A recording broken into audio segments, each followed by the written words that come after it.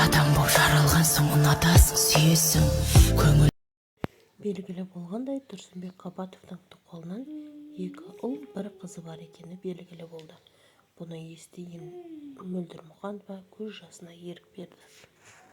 Керемет болдым деп айтпаймын. Мен қиналдым, жүрегім қанжылады. 24 этаждан құлап кете жатыр. Құлайым деп кеттім, мен кетіп бара жатырмын. Оны ешкім білмейді.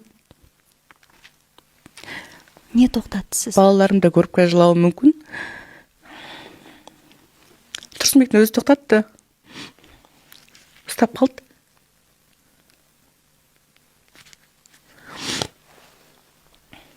Ол да бір таңғы уақыт.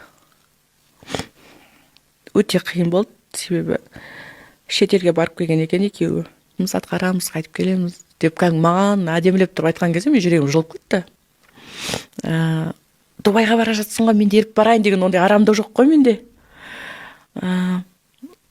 Сөйтіп барып келгеннен кейін Тұрсынбек видеосын көрсетіп жатыр да, ол да көрсінші ең құрман телефон арқылы деп Дубайдың әдемі жерлерін, көлікпен бара жатқан жерін көрсетеді да.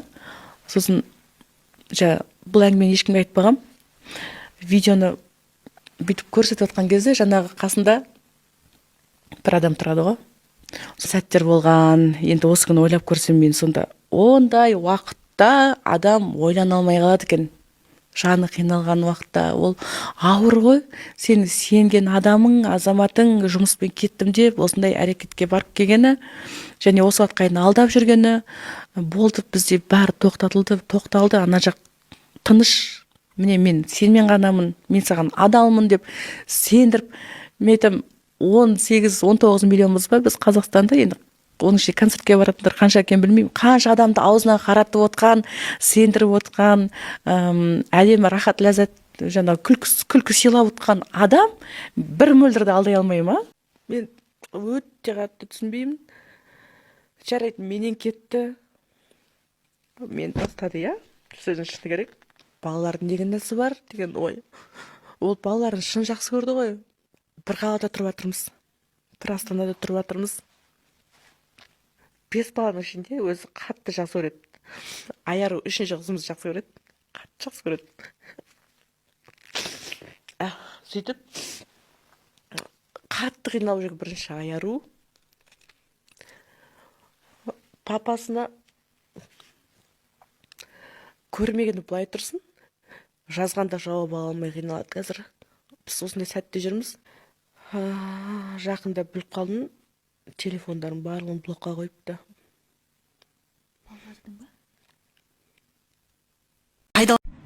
Мен мынау дүйім жұрттан, дүйім халқымнан кешірім сұраймын.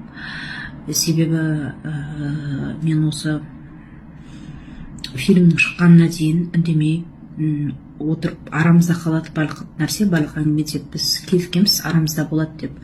Енді мен жақтан қысым болып жатыр Мөлдір ханымнан. Енді ол қысымды Тұрсынбек те тоқтата алмай отыр. Және мен әрмен қарай шыдай алмаймын, себебі менің жұмысыма кедергі жасап жатыр. Барлықтарыңыздан кешірім сұраймын.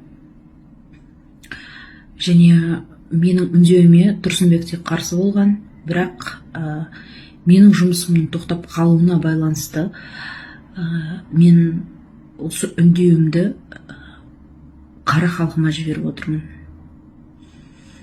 Біз негізі фильмді күткенбіз, сосын айтамыз деп.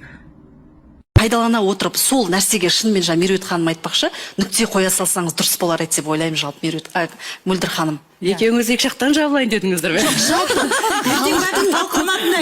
Мөлдір ханым, қараңызшы, жалпы халықтың көкейіндегі бір-ақ сұрақ қой сол. Соған нүкте қоя салсаңыз. Сіздерге орында. Мен сіздерге жоққа шығарып жатқан жоқпын. Тақырыптың өзі, шындығы. Мөлдір, бұл тақырып қызық. мен естімеген шындығы. Енді Тұрсекенің өзінің айтқан күн күтіп жүрмін. Өзі келіп қолымды алған, өзі келіп аманат етіп отбасынан алып кеткен адам, өзі 5 баланы дүниеге әкелген. Сондықтан ер азамат болып, бірінші ол кісі шығып, өзінің ойын, өзінің себебі елдің алдына шығып жүрген азамат оған жеңілірек болады деген оймен, ол кісінің шешімін, ол кісінің ойын мен күтіп жүрмін. Сондықтан мен ол кісінің алдына шығып айта алмаймын. Нашарлықпен алып жатқан жоқ. жас қыздарды алады. Сол себепті де мен осы құбылыс ретінде бұған жаным мен тәніммен қарсымын. Бірақ мен қарсы болды екен деп, сіз қарсы болды екен деп, заңда тыйым бар екен деп тоқтап жатқан адам жоқ. Сондықтан бұны заңдастыру керек деп есептеймін өз басым.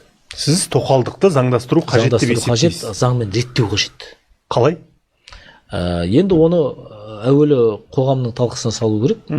Ар жағында заңгерлер біздер оның жаңа механизмін, жүйесін шығарамыз ғой, келтіреміз ғой. Яғни сіздің айтпағыңыз заң бойынша екінші әйел алуға рұқсат ету керек. Дұрыс түсіндім бе? Дұрыс түсіндіңіз. Я болмаса, енді қараңызшы, заңда құқықтық нигилизм деген де нәрсе бар. Правовой нигилизм деген нәрсе ол заңның қолжаулыққа айналуы дегенді білдіреді. Енді бізде заңда осы тыйымды ешбір адам Қазақстанды сақтап жатқан жоқ. Енді заңның осы тыйым нормасы қолжаулық болмаған несі қалды? Айтыңызшы маған.